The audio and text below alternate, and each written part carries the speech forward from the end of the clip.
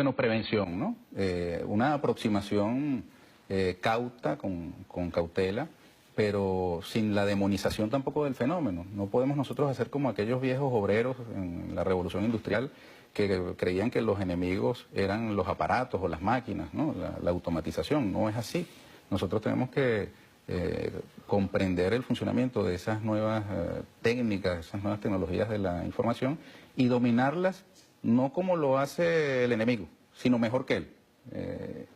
Con esto quiero decir que ese desarrollo tecnológico impone desafíos de formación para quien pretenda hacer política, hacer comunicación en este tiempo nuevo que se nos abre y una ambición de quienes propugnamos la igualdad es que se democratice el acceso al conocimiento y que nosotros podamos tener en la persona más humilde las mismas capacidades de manejo de esas tecnologías que las que tenga alguien que no tenga esas características, alguien de mayor poder adquisitivo, por ejemplo, y que también podamos incluso saldar la brecha generacional, porque quienes nacen en esta época nacen ya con posibilidades, con condiciones superiores a las que tenemos quienes no nacimos en esta época para el manejo fluido de esas herramientas. De modo que también tenemos que darle una atención a la señora, al señor adulto, al adulto contemporáneo, al joven no tan joven, para que domine también esas técnicas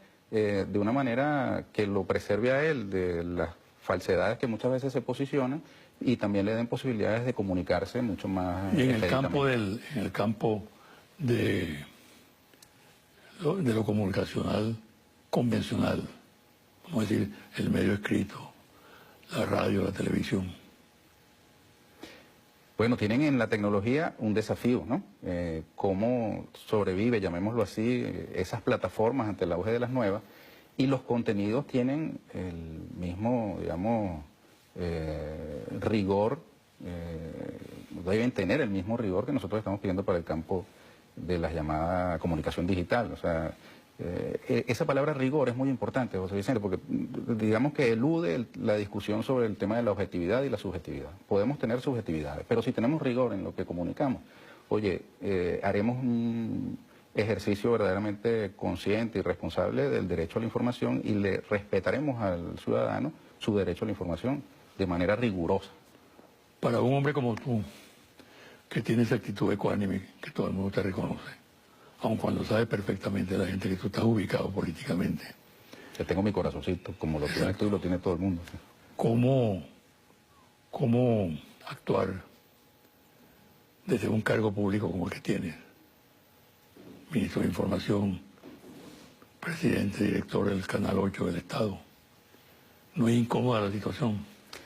Yo no diría que es incómoda, sino que tiene sus particularidades distintas. Yo, por ejemplo, como lo tuvo José Vicente Rangel siendo vicepresidente o ministro de la Defensa, tiene un rol que cumplir en la sociedad en un momento determinado.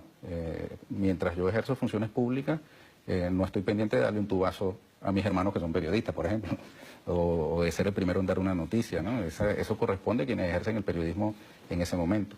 Ahora, sí creo que permite acercar las posiciones que a veces parecen antagónicas entre los que de alguna manera están sobre la tarima, sobre el escenario como actores políticos, y los que a veces se suben a la tarima o no están en la tarima desde el campo de la comunicación.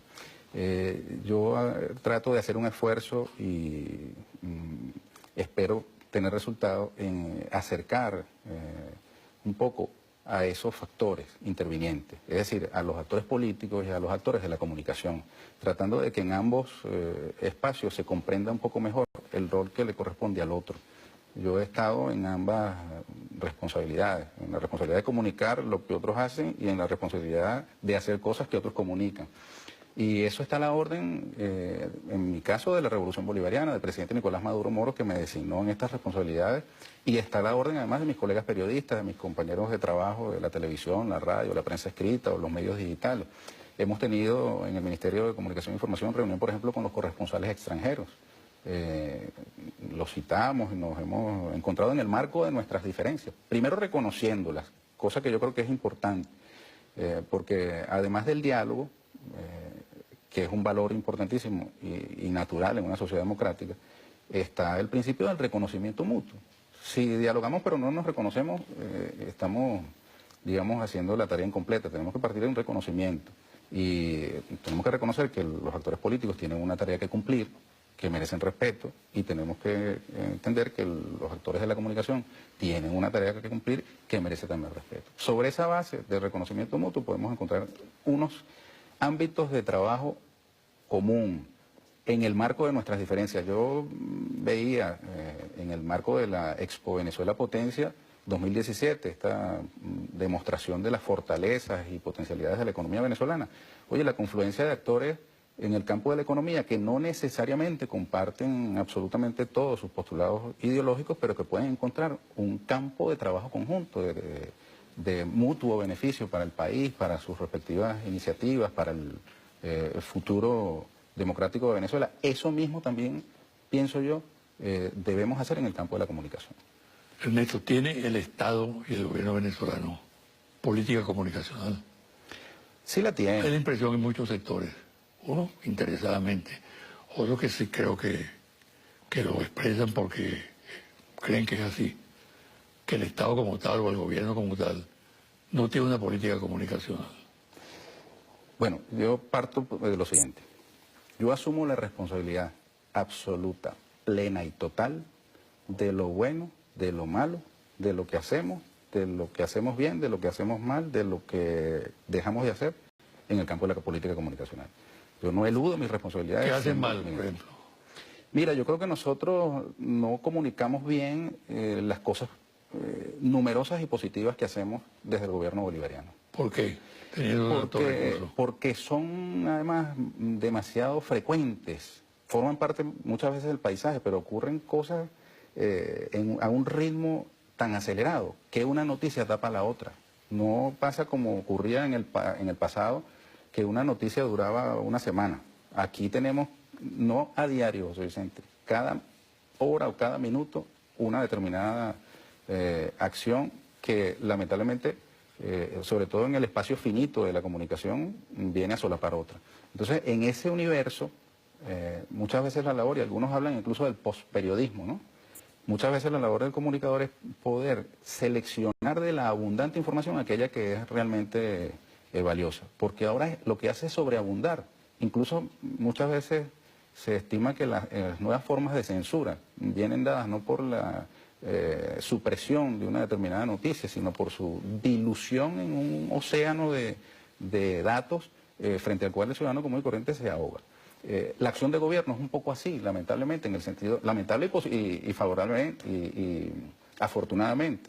Aquí tenemos ministros trabajando toda hora, tenemos instituciones del Estado, tenemos el poder popular, gobernaciones, alcaldías que están permanentemente demandando del sistema bolivariano de comunicación e información cobertura diaria. Y tenemos una cultura que yo me he propuesto por instrucción del presidente Nicolás Maduro Moros, tratar de ir sustituyendo por otra, que es la cultura de la transmisión en vivo. Tenemos una demanda de transmisiones en vivo permanentemente de funcionarios de todo nivel, con hechos muy importantes todos, pero lamentablemente el tiempo es finito, el día tiene todo 24 horas, ¿no? Ante hechos concretos o realidades concretas, como el caso del desabastecimiento, la inseguridad, la inflación, ¿cómo se maneja el gobierno frente a estos temas? Porque la impresión que hay es que hay un vacío informativo, que hay un desconocimiento, que hay una situación en la cual el ciudadano está confundido. Se alinea rápidamente en torno a alguna posición radical de descalificación total de la obra de gobierno o simplemente se inhibe. ¿Cómo llegar al país en estas circunstancias de emergencia que vive Venezuela, ¿no? Bueno, tú lo estás diciendo, no vivimos circunstancias convencionales y las respuestas ante las circunstancias no convencionales no son convencionales o no deberían ser convencionales. Yo siento que tenemos que superar esas circunstancias para que podamos exigirnos también una respuesta convencional. Mi aspiración como ciudadano, como comunicador y como además militante de la Revolución Bolivariana es que nosotros tengamos la máxima y permanente información a disposición del ciudadano.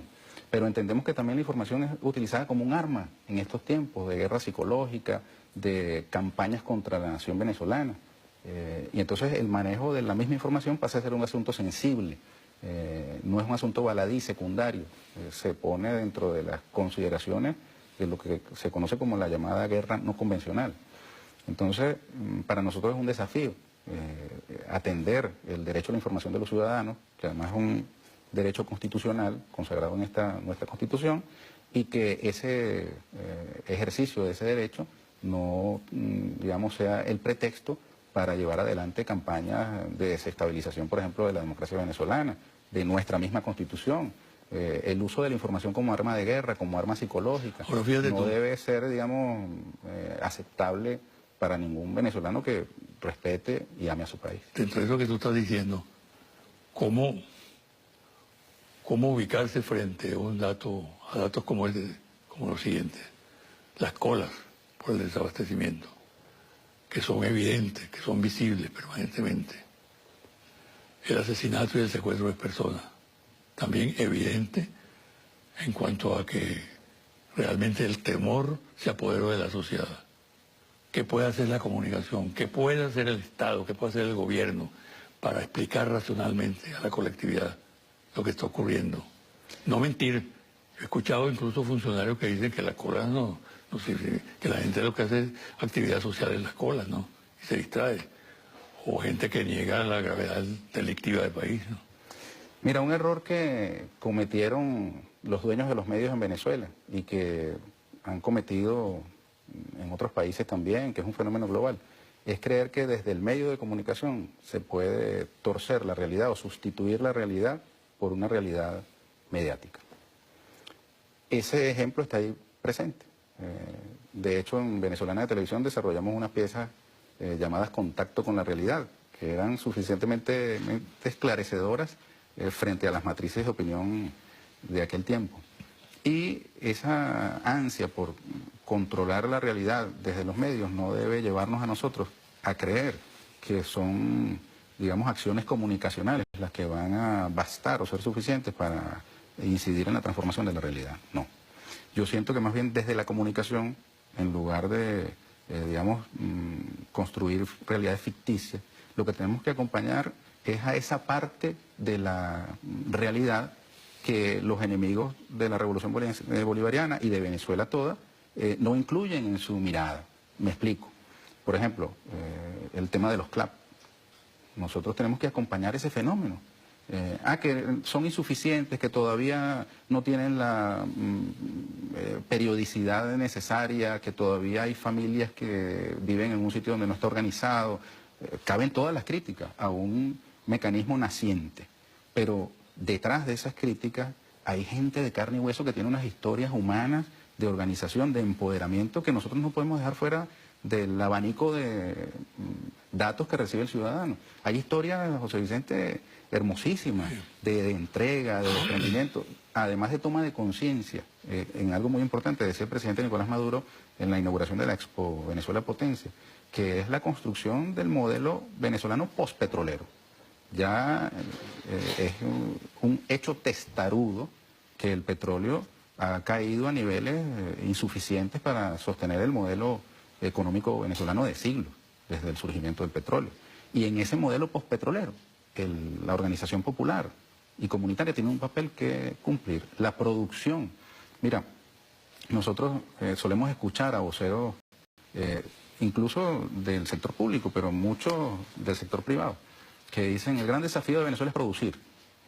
Y yo estoy de acuerdo, es producir, pero debemos incorporar también la palabra distribuir, porque muchas veces pasa que en una determinada industria que pasa a manos, por ejemplo, de los trabajadores, se produce un determinado producto, pero la cadena de distribución, desde que ese producto sale de la fábrica hasta el ciudadano, está en manos todavía de los factores de la especulación. Y esa realidad de las roscas tradicionales hace que el producto entonces aparezca por la red de bachaqueo y no le llegue al ciudadano. Nosotros tenemos el desafío de producir, ciertamente, pero también de distribuir. Y ahí está una experiencia a través de los CLAP que nosotros tenemos que mirar con mucha admiración. Ya debe perfeccionarse, pero es un mecanismo alterno a la fatalidad de la especulación capitalista en el campo de la producción, y es un desafío de nosotros los comunicadores también echar una mirada a lo que está pasando, con un espíritu crítico, está bien, pero también con un respeto por esa forma organizativa que viene resolviendo un problema dramático en los últimos meses. Vamos a hacer una pausa, Ernesto. Y al regresar vamos a hablar de qué manera asume el Estado y el gobierno venezolano en el marco de la cuestión comunicacional, que es fundamental en esta etapa, la agresión que hay internacional orquestada desde luego desde el interior del país. Perfecto.